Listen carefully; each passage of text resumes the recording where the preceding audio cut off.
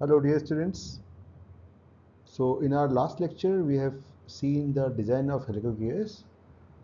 Now we will try to solve few numericals on design of helical gears in this lecture. I hope you have gone through the lecture on the design of helical gears. तो इस lecture को करने के पहले आपको lecture अच्छी तरह से सुन लेना चाहिए। कौन कौन सी गवर्निंग इक्वेशंस हैं, किस तरह से आप यील्ड स्ट्रेंथ और वेयर स्ट्रेंथ की इक्वेशन को यूज़ करेंगे डिज़ाइन करने के लिए हेलिकल गियर्स को। Let's start. पहला क्वेश्चन है, ये क्वेश्चन कह रहा है कि एक हेलिकल गियर के पेयर में पिनियन पे 25 टीथ हैं और गियर पे 50 टीथ हैं। नॉर्मल मॉड्यूल 4 mm का है। हमें निकालना है what will be the value of helix angle if center distance is exactly 165 mm. Centre distance है 165 mm। तो बड़ा आसान सा क्वेश्चन है। हमें ZP दिया हुआ है, ZG दिया हुआ है, नॉर्मल मॉड्यूल दिया हुआ है और सेंटर डिस्टेंस दिया हुआ है। हमें हेलिक्स एंगल निकालना है। हम जानते हैं कि centre distance for helical gear is m times ZP plus ZG upon 2। m जो है वो होता है mn जो होता है वो होता है m cos psi के बराबर। तो m हो जाएगा mn अपॉन cos psi। हम इसमें m की वैल्यू को पुट करेंगे तो mn zp plus zg upon 2 cos psi।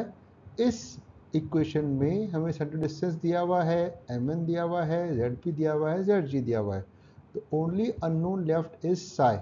तो हम we can find putting the values of zp, zg, mn and a, we can find the value of helix angle, that is psi, and that comes out to be 24.6 degrees. So this was one simple questions. You might find such type of question in part B in the university examination. Next question लेते हैं। इस question में हमको कहा हुआ है कि teeth pinion पे 20 है, वेलोसिटी रेशियो 3:1 का है, हेलिक्स एंगल 15 डिग्रीज है और नॉर्मल मॉड्यूल 5 mm का है। हमें निकालना है PCD of pinion and gear और सेंटर डिस्टेंस। पिछले क्वेश्चन में जो हमने फॉर्मूला यूज़ किया है वही फॉर्मूला हम यहाँ पे यूज़ कर सकते हैं। डाटा को हमने समराइज किया। हम जानते हैं DP is m into ZP। m क्या होता है mn अपॉन cos psi, क्योंकि हमें mn भी दिया हुआ है, psi भी दिया हुआ है और ZP पता है। DP आ जाएगा 103.53। सिमिलरली DG आ जाएगा 310.58। सेंटर डिस्टेंस का फॉर्मूला हम जानते हैं, A is mn ZP plus ZG upon 2 cos psi। Centre distance आ जाएगी आपकी 207.06। तो आप देख रहे हैं कितने आसान क्वेश्चंस हैं। नेक्स्ट क्वेश्चन लेते हैं। एक पेयर ऑफ हेलिकल गियर है जिसपे पिनियन पे 18 टीथ हैं और गियर पे 63 टीथ हैं। नॉर्मल मॉड्यूल 3 mm का है, हेलिक्स एंगल 23 डिग्रीज का है, नॉर्मल प्रेशर एंगल 20 डिग्री का है ना। क्या क्या करना है, ट्रांसवर्स मॉड्यूल मतलब जो मॉड्यूल होता है वो, transverse pressure angle that is alpha n तो दिया हुआ है ना, आपको अल्फा निकालना है और एक्सेल पिच, ये 3 चीज़ें निकालनी है।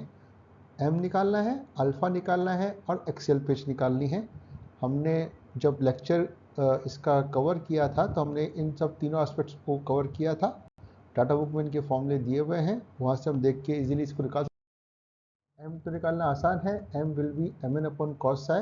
mn दिया हुआ है, psi दिया हुआ है। हम जानते हैं कि relation between normal pressure angle and helix angle is 10 alpha n is equal to 10 alpha cos psi। यहाँ हमको psi दिया हुआ है, अल्फा n दिया हुआ है, तो हम अल्फा निकाल सकते हैं, that comes out to be 21.57 degrees. Axial pitch का फॉर्मूला हम जानते हैं, axial pitch is nothing but p upon 10 psi। p is circular pitch या transverse pitch which is pi into m।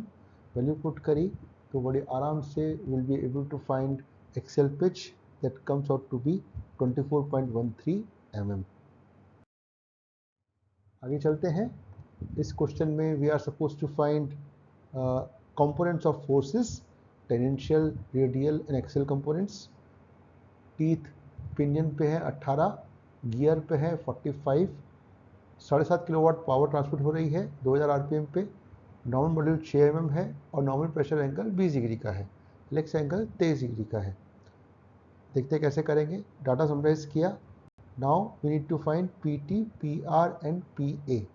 इनके फॉर्म डाटा बुक से हमको मिल जाएंगे, but before that we need to find PT के लिए हम पावर से पहले टॉक निकालेंगे, और टॉक से हम टॉक में डिवाइड करके DP और DP या DG का will find PT, tangential force, which is coming out to be 610.41 Newton's.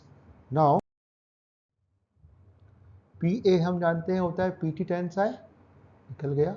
PR होता है PT tan alpha n upon cos psi, alpha n दिया हुआ है, psi दिया हुआ है, तो PR आ गया। PT आपने निकाल लिया था। तो आप देख पा रहे हैं कि कितने मुश्किल से 5 मिनट के अंदर हमने unsolved questions, 4 unsolved question solve कर लिए। Now let us come to the design part, actual design questions.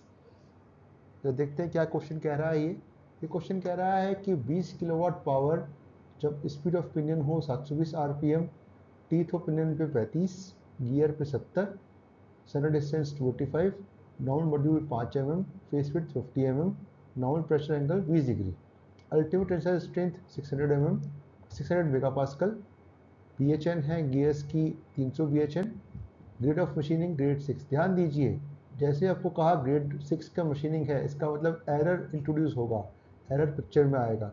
Error picture में कब आता है? जब आपका वेलोसिटी फैक्टर अकाउंट नहीं करता है डायनेमिक लोड को, आपको एक्चुअल P इफेक्टिव निकालना पड़ता है, which is CS PT plus PD। हमने कल एक क्वेश्चन किया था इस पर गियर में, उसी लाइन पे इस क्वेश्चन को करेंगे।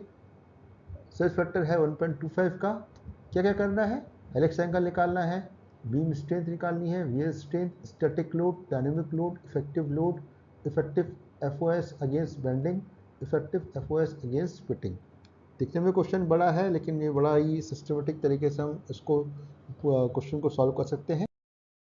डाटा समराइज किया।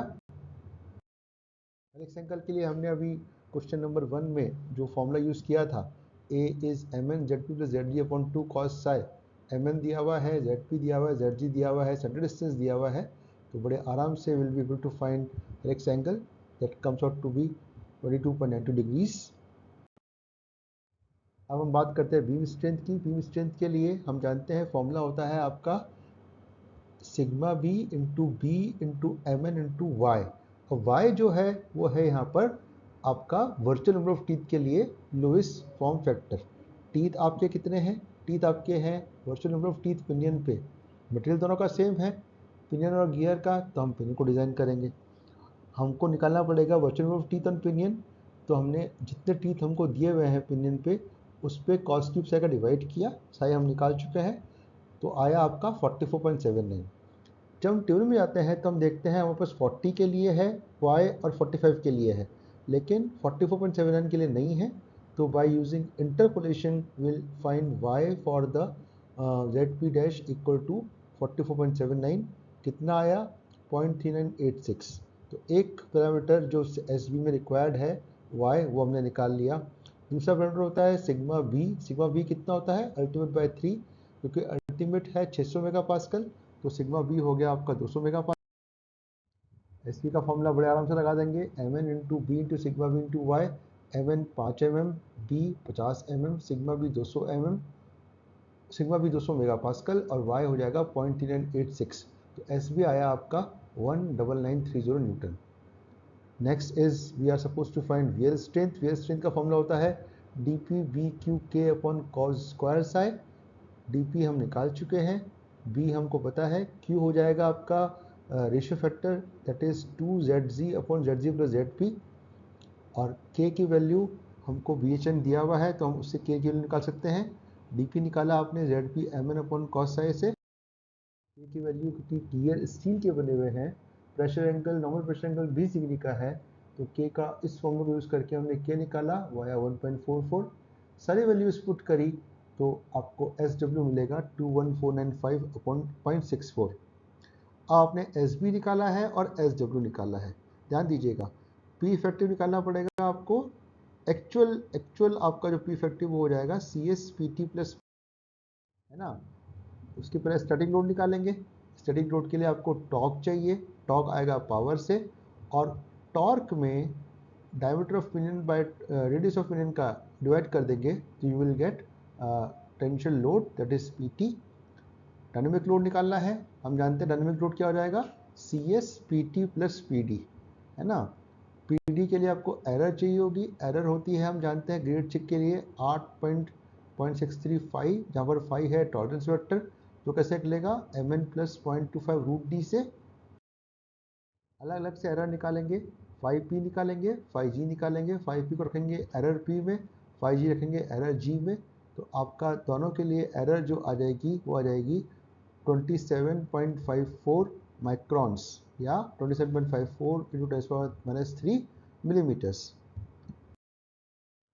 वेलोसिटी निकाला आपने pi D P N P upon 60,000 से, वो आया 7.163, और वो सारी चीज़ें आ गई हैं। Now we can use this formula.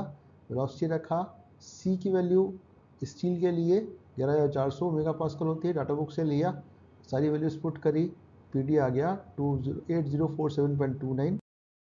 Effective load हो जाएगा C S P T plus P D, C S दिया हुआ है 1.25, पी टी एम निकाल चुके हैं, पी डी एम निकाल चुके हैं, पी इफेक्टिव आ गया। अब एफ एस निकालना है अगेंस्ट बेंडिंग और अगेंस्ट वियर लोड, है ना। तो हम जानते हैं एस बी क्या होता है, F S times P effective, तो एफ एस कितना हो जाएगा S P upon P effective. S B निकाल चुके हैं, पी इफेक्टिव निकाल चुके हैं, it is coming out to be 1.73। Similarly हमने निकाला वियर के लिए, coming out to be 1.86। So ये आप देख पा रहे हैं कि हमने 5 क्वेश्चन मुश्किल से 10 मिनट के अंदर हमने कवर कर लिए।